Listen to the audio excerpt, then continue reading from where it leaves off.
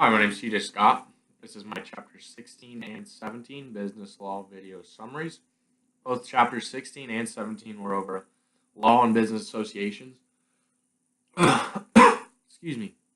Chapter 16 primarily focused on the different types of organizations, whether that be somebody working alone, somebody working in a partnership, a multitude of different partnerships, shareholding, different things like that. Basically, why they are operated the way they are, how they are operated the way they are, and then the aftermath of basically the contracts, how they work, how equity is distributed, and then also how the work itself is distributed. Chapter 17 primarily focused on corporations, the corporate factors going into these associations and the organization aspect of everything. Basically how they operate, because it's a much more complicated process as opposed to different partnerships or somebody working alone. So Chapter 16, factors influencing a business manager's choice of organization form. Tax ramifications, there's a variety of different tax ramifications based on the organization of a certain company. Different partnerships, different organizations themselves are going to have different tax ramifications. Whether that's distributed among different people is also within the tax ramifications. When you're considering an idea like this, you have to also question what kind of regulation is going to be held on not only the idea that I have, the company, but also the different people involved. Control considerations, how much do you want to be in control of something like capital? How much do you want to be in control of something like operation of the business? A lot of people have silent partners. Where somebody's managing the company and somebody's supplying money, and they distribute it that way. Different things like that to be considered. And then also with control, how much money are you willing to give, and how much money is somebody else willing to give? Potential liability of the owner or owners. Same situation that I just used. Who's going to assume liability? Let's say in a restaurant, something happens. Are both people liable? It's something to consider not only within contracts, but also when discussing different organization forms. Ease and expense of formation and operations. Once again, I know I keep harping on the same thing when you have a partner or a silent partner, because it's very common. I know, for example, both of my parents who own and operate companies are both silent partners for each other. One supplies money for the one's company and another supplies money for the other company while they operate both of their companies. I work hand in hand with that organization constantly. It's just something I'm familiar with, so I'm comparing it to it. Transferability of ownership interest. How easy is it for the owner to get into an operations position and say, this is how we want to do things, or this is not how we want to do things? Do you want to hire or lend out a contract to a manager and say, you have full operation of my business, I will be supplying the money? Projected life of the organization. So how is this going to operate? Are we working under a lease agreement like the homework referred to? Different things like that to be considered when you're choosing an organization path. So just quickly, I'm going to go over the different types of organizations that they analyze, and I'm going to try to get into Chapter 17. So number one, sole proprietorship. Tax ramifications on that, directly to the proprietor. I think that makes sense. I don't see where there be any vague description of that, or where you can't understand it. Obviously, when you're the sole proprietor of an organization, you're going to handle everything from operations to equity, to capital, to tax ramifications. So control considerations has total control. Once again, you can contract somebody to handle different things like that, but sole proprietor means you're going to be fully liable as well. Ease and expense of formation. There's no expenses here. This is just you taking ownership of something that you're interested in. General partnership. So the tax ramifications here. Basically, you file taxes as partners. You share everything completely equally, or whatever the contract may say. It may not be 50-50, maybe 70-30, but tax ramifications-wise, you're going to handle that in the same way, and you need to handle tax ramifications in your contract. How are we going to handle taxes as a company? 9 times out of 10 is going to be completely split. You're going to handle something like taxes from the company's profit, from the company's equity, and tackle it that way. Liability, Each person can be liable, as we saw in the homework, though. When there's an error, when there's neglectful error, and the other partner may not know about it, they're not liable. But it's something that had to be fought for through the Court of Appeals. Ease and expense. There's no real expenses when it comes to forming a partnership like this.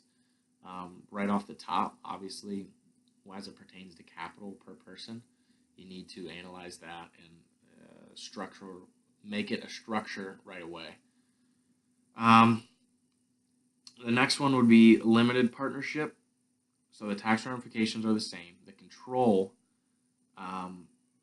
is kind of what I refer to as a silent partner and somebody taking operations. Somebody may supply capital and the other person's going to do operations, and then they're going to split equity in that way. Ease and expense. Basically, in this situation, the contract is the most important thing because somebody might look for an out, and then they're going to look for a way that the contract is breached, where there was neglectful behavior or maybe a way out, a loophole. You have to put up a contract, and this is probably one of the toughest partnerships to deal with, because you have such unequal capital, expenses, liability, and it's something you have to consider when you're going into a partnership like this. Although it's very effective, used a lot, you have to understand how important the contract is here. The next one is public corporation. Chapter 17 jumps a lot into corporations, but just real quickly, they're taxed as the corporation themselves. Somebody has to handle that, and then also the owners are taxed themselves, basically almost like a salary employee. Control kind of up to the corporation itself. They could appoint somebody. There could be owners that could run it. Liability is going to come to, depending on the situation, but most of the time it's going to come to the owner. But if there was neglectful behavior involved, it's going to come down to them and the owner. But 9 times out of 10, once again, the owner is always going to be liable. The next one's a subchapter S corporation. The tax is a partnership. Liability is same as a corporation. Tax ramifications, I just listed that. Control consideration, there's a separation of ownership. They have absolutely no control over daily operations, daily management. The next one's limited liability company, an LLC. Once again, tax is a partnership. Control over daily management situations. A lot of people are utilizing LLC for protection purposes today. You have the ability to protect yourself as a partnership and also protect yourself as a government. This goes into the advantages and disadvantages of each individual partnership. I think I kind of went over those as we went through them. I'm going to jump right into Chapter 17 now.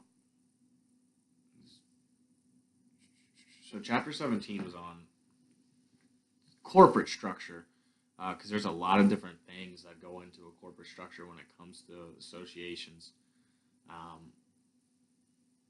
Basically, there's different classifications of corporations: closely held, publicly held, domestic, foreign, transnational, subchapter S, professional benefit corporation, and nonprofit. Each one of these classifications has completely different things involved with them when it comes down to tax ramifications, liability, and then also how you're looked at through the government, how you could be analyzed, different things that go into that. So creating of corporations are governed by state law. This is when you obviously got to go through a lot of different contracts to deal with each individual person within the corporation. And then each state, going from state by state basis, they're going to have different regulations placed. They might not vary too much, but it could make a big difference when it comes down to liability type things. They're filed, the articles and fees are filed with the Secretary of State, so you're dealing with the government hand in hand when it comes to corporate law. And I think part of that is because these corporations have a tremendous impact on the American economy. The first Boarding is held where the board of directors is elected. Bylaws are enacted. Corporate stock is issued. You get into a lot of HR things just because it's on the top of my head. When it comes down to stock, who gets this much stock in the company, and that when errors happen or different issues come out, I guess publicly in a public forum, corporate stock seems to always be the issue. People may be fraudulent in these cases, or they could be doing something wrong that's not fraud. Something like they're giving stock to somebody who doesn't need to have stock, or they're giving stock in order for an incentive type deal. They go into debt financing, basically how you're going to be able to handle different things like bonds,